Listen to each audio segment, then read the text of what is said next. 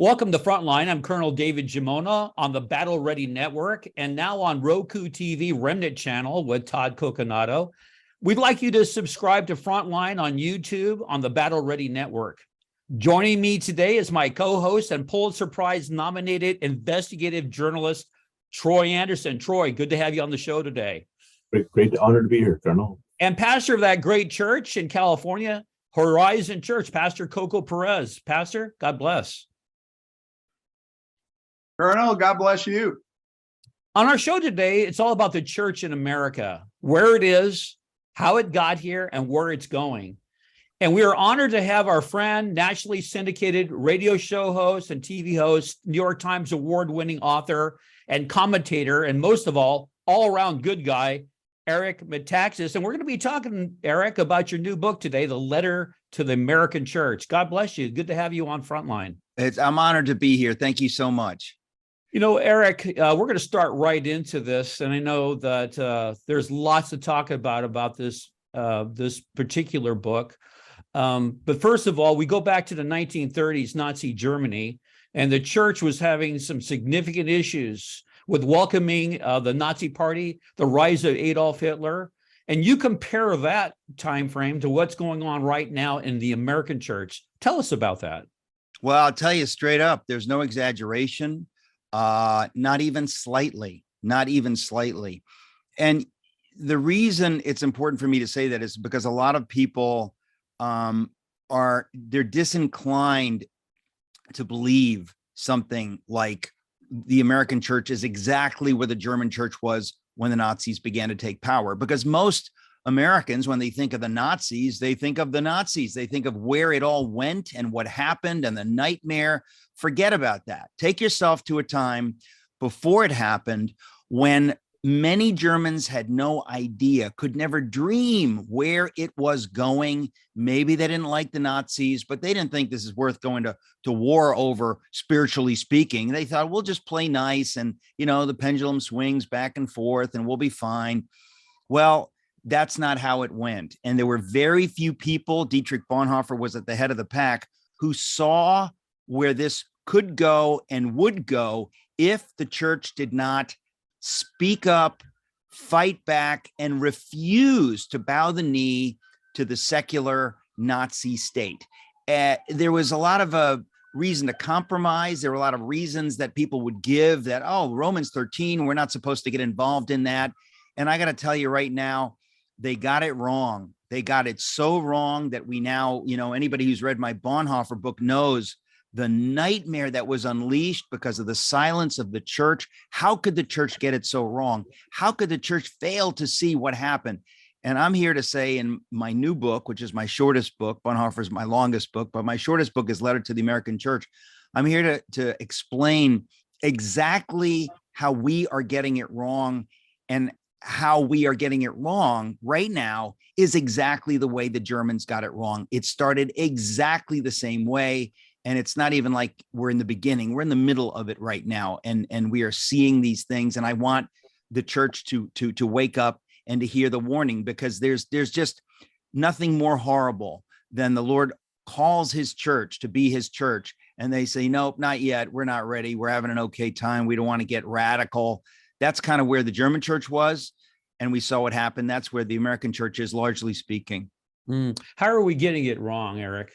What do you think? Well, I mean, there's always good reasons for bad things, right? I mean, the Germans would have said, and many pastors today would say, hey, you know what? The church isn't supposed to be political. They throw out a cliche like that, like we all understand what that means. And you think, well, what does that mean? That's not biblical. That's not at all biblical. We're not supposed to make an idol of politics. We're not supposed to make an idol of anything. But where did you get the idea? Where did you drink the Kool-Aid that we're supposed to avoid politics? We're not supposed to be political, because guess what? If slavery is on the docket, you're supposed to denounce slavery. Wilberforce, because of his faith in Jesus, denounced the slave trade and was not only political in fighting the slave trade, he was a politician, a man of God who used politics to defeat a satanic abomination known as the slave trade.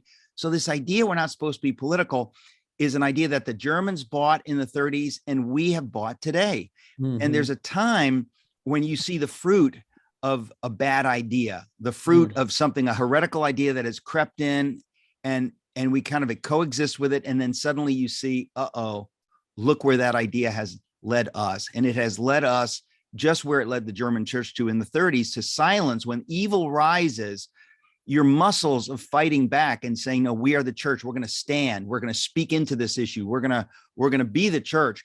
Those muscles have atrophied because you haven't had to do that. You've had a nice time. The state and the church have gotten along, and you're not used to having to push back. And we're seeing that for the first time in the United States with COVID, with a lot of churches shutting down, a lot of churches saying that, everybody should just go along with whatever everybody's telling you to do, whether it's, to get to 5 vaccines, or to shut your church, or to not sing in church, whatever it was. That was a testing moment for the American church. And the American church generally failed dramatically because we have not been used to standing up and saying, wait a second, we are first and foremost the church, and we bow to God. We don't bow to secular authorities. Romans 13 is a part of the Bible. That doesn't give me all the answers I need. But just as the German church was not used to being the church to stand up against the government, they weren't prepared for that. So the American church hasn't been prepared for that. And so we are seeing right now the fruit of what it is to have many, many churches and many, many pastors and Christian leaders living with this utterly wrong idea, unbiblical idea, that we're not to be involved in politics or involved in anything beyond theological, anything involved beyond what we call the gospel. And you think, well, what do you mean by that? The gospel touches everything. That's right. The truth of God from Scripture touches everything. It touches government, politics, media, education, medicine. So where did you get that idea you're supposed to stay in this thin little theological lane? And so that's kind of at the heart of our problem. Yeah. Father James Altman was just on our show, who stood up to the Catholic Church, the Pope, the bishops, and would not close his doors, and the big fight going on. Troy, going over to you, man. Eric, in your powerful new book, A Letter to the American Church, you talk about the importance of speaking truth to power. How dangerous is the situation right now? What's the chance that we could actually lose the freedoms and liberties we have here in America?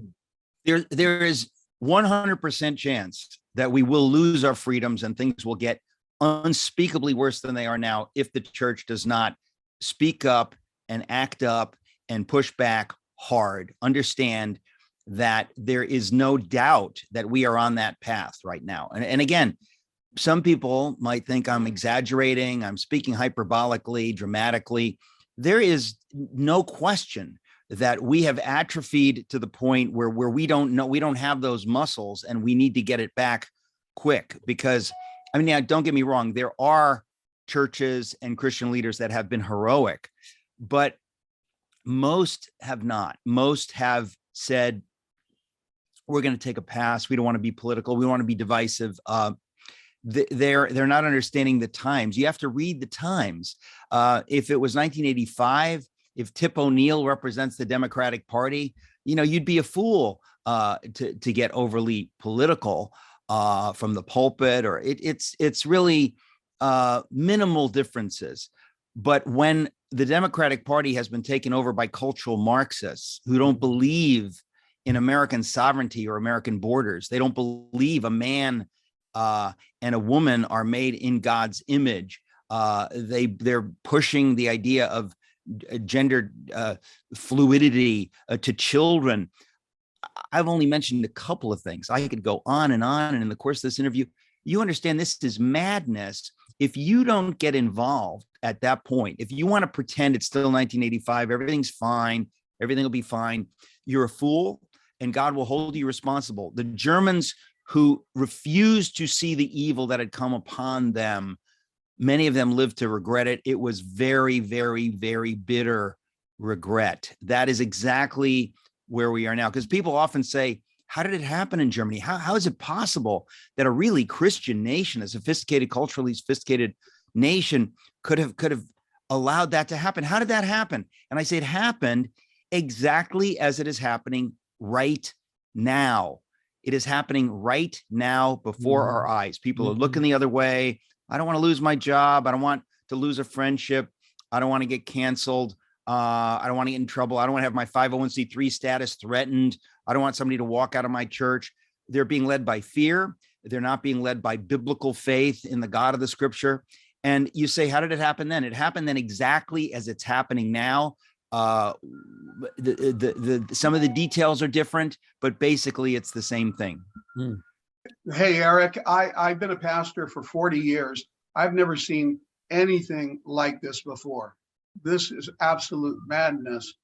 And, you know, I'm a 50s, 60s kid, teenager, and, you know, we saw all the hippie stuff and, you know, the madness there. And plus I was a rock musician, along with Colonel David Giammona here. And we went through all of that. And, you know, people said back then, wow, this is a fad, you know, it'll pass. And, you know, it did, but this is completely different. This has become an incredible cultural monster in America. And I was just reading through chapter 9 in your book, and it really caught my attention because I grew up at that time, you know, the Calvary chapels and Chuck Smith, and there was huge evangelism thrust during that time. Well, it was the Jesus revolution, right? And so I look at chapter 9 in your book, the idol of evangelism, and I'm thinking to myself, hold on here. Man, he is pushing some major theological buttons here with a lot of pastors. On purpose. Well, yeah, I got that. But, you know, after reading the chapter, I thought, man, this is true. This really is true. I never saw that before. I look at this, the idol of evangelism, and I think about so many pastors that's all they care about is the next evangelism thrust. Let's get more people in our church. And they're forgetting one very important thing. I'd like you to comment on this, is discipleship. That you took the word out of my mouth, right? Listen, if it was about real evangelism, I'd be all for it. It's fake evangelism. In other words, you can get all these people, quote unquote, saved. You can get your church filled. Where is that going to be 10 years from now? Are those people going to be grounded in the faith? Are they going to be warriors for Christ, willing to stand for the truth? Or are they just weak Christians that the moment the wind blows this way or that way, they're going to go there? We've seen that. There are plenty of churches that they're blowing whichever way the zeitgeist blows. They don't really, they don't want to battle with anybody. So they'll go along with whether it's BLM, critical race theory, transgender stuff, the gay lobby. They're very, very, unwilling to be clear. Now, look, we've all seen when people are so about right and wrong and black and white that they become unloving, unwelcoming. We need our hearts should break for somebody who's confused about his gender or her gender. Our hearts should break for somebody who's same-sex attracted. Sure. So we're not here to condemn, but if you don't have clarity on what God's will is, how can you bring healing? How can you bring redemption? And so in the chapter of Letter to the American Church called The Idol of Evangelism, what I'm basically pointing my finger to is the idea that you can take a great thing and turn it into an idol. You're worshiping an idol instead of God. And a lot of people, God would be calling them to speak out against this and this and this and this, even to get political and to say, listen, we should vote for this guy. Why? Is he Jesus? No. Is he broken? Yes. Is he a sinner? Yes. Is he flawed? Is there stuff I disagree with? Yes. But what we are facing in America is the cancellation of liberty, of religious liberty. It's going to be the cancellation of the churches. If you don't see this, that we are called to stand, if you're so nervous that somebody's going to say, oh, you're being political, you're already dead if you don't have the freedom to speak and say what you see because you're so afraid of being labeled political. And so you have this, on the one hand, this idea that's just been, it's become an idol itself of we can't be political. We can never touch anything political. That's complete nonsense. Again, if you're talking about the slave trade, you're talking about abortion, there's a million things that bring you into the political. Why should you shrink from that? It's not biblical to shrink from those issues just because somebody says, aha, you're being political. But on the other hand, you have this idea of if we just stick to evangelism, it's a very safe path. We're just going to speak on the things that will draw people to Christ, we say. And that we avoid having to touch on any of this divisive stuff, all this culture war stuff that, oh, I don't want to be lumped in with Jim Dobson and all that culture war stuff and the moral majority. I don't want to be lumped in with that. I want to be a nice, winsome, new kind of Christian. And I'm here to tell you, you can't do that. God calls us to speak the truth. Some people are going to be able to speak it more winsomely than others. But if you think that you can just quote unquote stick to evangelism, that's a joke. It's simply not biblical. Jesus did not do that. I mean, I just this morning was reading, I don't remember the passage, but Jesus is condemning. And I think a lot of these pastors say, hey, Jesus, take it easy. Come on. What about the gospel, Jesus? They're being more holy than Jesus. They've made an idol of evangelism. And instead of worshiping the God of Scripture, who commands us to speak into these issues, to condemn corruption and bad ideas and harmful ideas and wickedness and lying, we're commanded to do that. That's part of what it is to be a Christian. So when you mention discipleship, that's the whole idea, is that discipleship goes out of the window, and we want to have, very, very shallow, quote unquote Christians. Then you have to ask, are they Christians? Because the book is titled Letter to the American Church, but I was going to title it Faith Without Works is Dead, because that's part of what's behind all of this, is this idea that we kind of act like, well, it's just what I believe. I just need to believe and then I'm saved. And you think, well, do you believe? If you're not acting, if I don't see the works, then the Lord is going to look at your life and saying, I don't see the evidence that you're saved. You claim it based on what? Based on that you say that intellectually you believe those things. If you believe them, you're going to live like you believe them. I don't see the evidence that you're living that way. So I think at the heart of this, which is at the heart of how the Germans got it wrong, is this fundamental misconception that faith is just this intellectual assent to some theology. I believe Jesus rose from the dead. I believe he died for my sins. Boom, boom, boom, boom, boom. Oh, yeah, you do? Okay, you're in, you're done. Now you have to live it. If you're not living like you believe those things, then the Lord's on the record in Scripture as saying, depart from me, I never knew ye. That's a scary, scary thing. We forgot about that part of the Scripture. Yeah, if I can... So I'm going to unpack some of this, Eric. You've said a lot of things. I've had a lot of conversations with pastors, conference leaders, you name it, even the Billy Graham organization. And other people are leading large groups. We've done a great job of making converts, lots of converts coming to church, but we have never really solved the discipleship problem. And right. We here at Battle Ready Network and FrontLine, we're all about what's happening after you get saved. What happens after you become a convert? And so in writing this book, you have touched a nerve in the American church. And I'm just curious, first of all, in your own personal experience and talking to pastors about this book and they responded to you, what has been the overarching response from pastors and churches across America?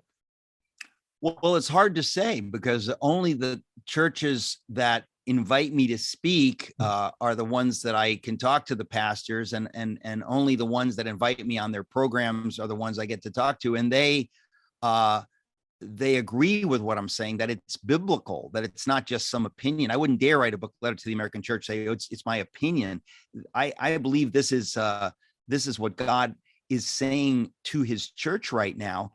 And so I have not really gotten much pushback, because I'm not sure what there is to disagree with. I mean, if I've written something that's not biblical, I'd love somebody to show me. The only pushback I got, which I laugh at, is the Gospel Coalition wrote a review, and they criticized me for not being like, oh, I'm only telling one side of the story. I'm not criticizing Christian nationalism or whatever that is. And I thought, yeah, there's a reason for that.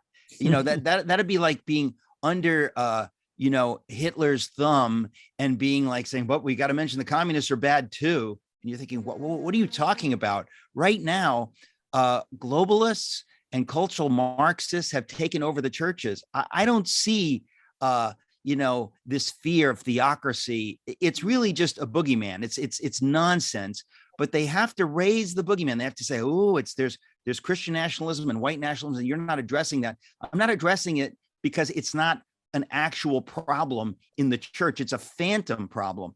Perfect example of this, when people raise these straw men because they have nothing else to say. In the book, there's a terrible book, It Grieves Me, by Andy Stanley. He basically says exactly the opposite of everything I'm saying in this Exactly. book. Yep. And it is, I force myself to read it, and it's painful because he's quoting scripture and he's twisting things, and he's coming to conclusions that are just wrong. You can do that. You can, that's been done before, right?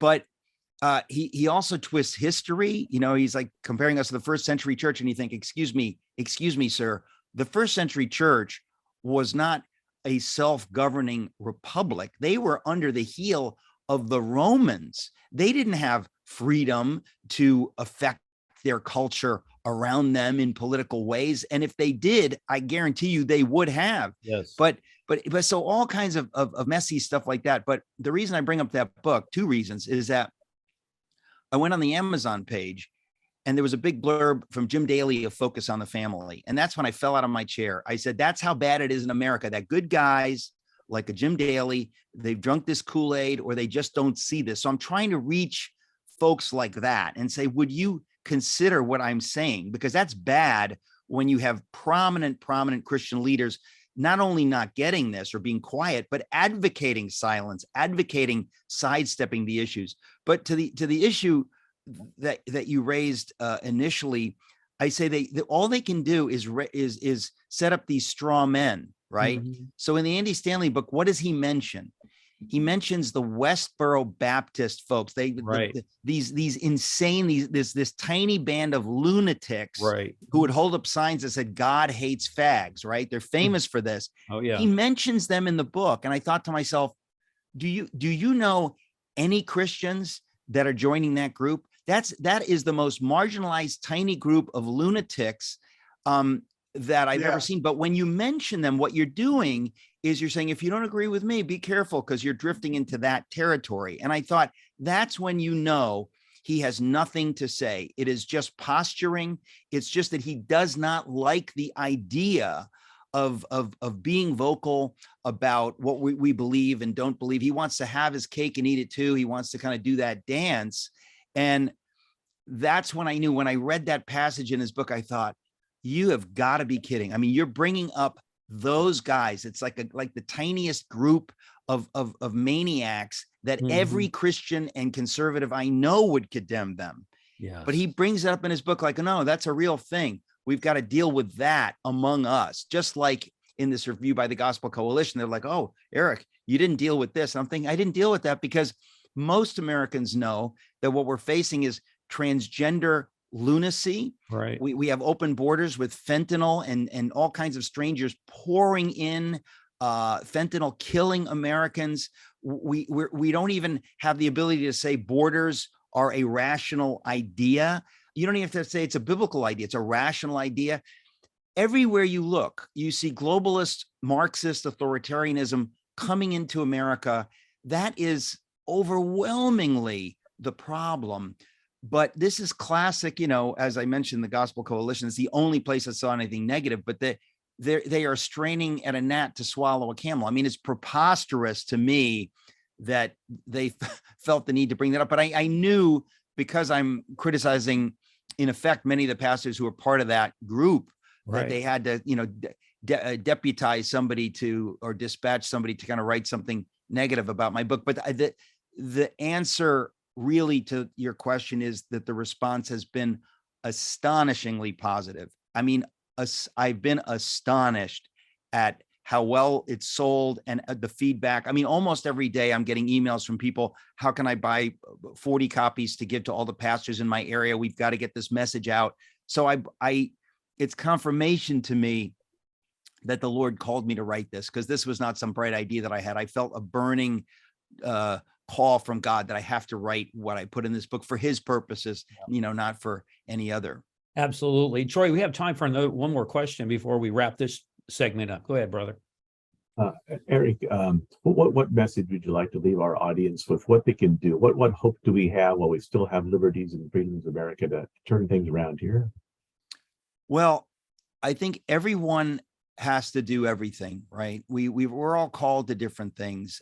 Not every one of us is called to run for public office. Not every one of us is called to be a poll watcher. Not everyone is called to homeschool their kids. We are all called to different things. But the point is, we've got to get rid of this idea that my faith is intellectual, it's mental, it's internal, it's just a personal relationship between me and Jesus. That's baloney. My faith has to be lived out in my whole life, in every part of my life, wherever I go. And we have got to become the kinds of Christians that we live out our faith. Faith without works is dead. And if that means sometimes being political, if it means getting involved in things in the culture, it means all kinds of things. But God is calling us to live out our faith self-sacrificially, because the German church refused to do that and clung to this thin, mistaken idea that it's just grace. It's just what I believe. That's all that matters. I don't want to speak against the Nazis. Not yet, not yet. Because of that bad idea, it led to hell on earth for millions of people. And so I think we are exactly there right now.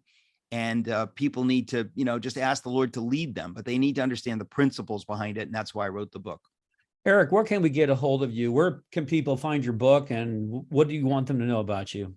Well, I love people to go to my website. It's ericmetaxas.com, because, I'm sort of complicated. I'm all over the map in a way. And but if you go to ericmetaxas.com, I have a newsletter that I send about once a week where I interview a lot of people on my daily radio program. It's a national program. And some of those interviews are really amazing. And I would love people at least to have access to it. So if you sign up for my newsletter at ericmetaxas.com, and obviously there, all my books, there's all kinds of options and things that you can find there, things that we won't even get to talk about here. So just ericmetaxas.com. Great. And that'll be running throughout the whole show, and people will be able to see that. Hey, God bless you. And everybody, I have a final question for you out in the audience. Are you battle ready?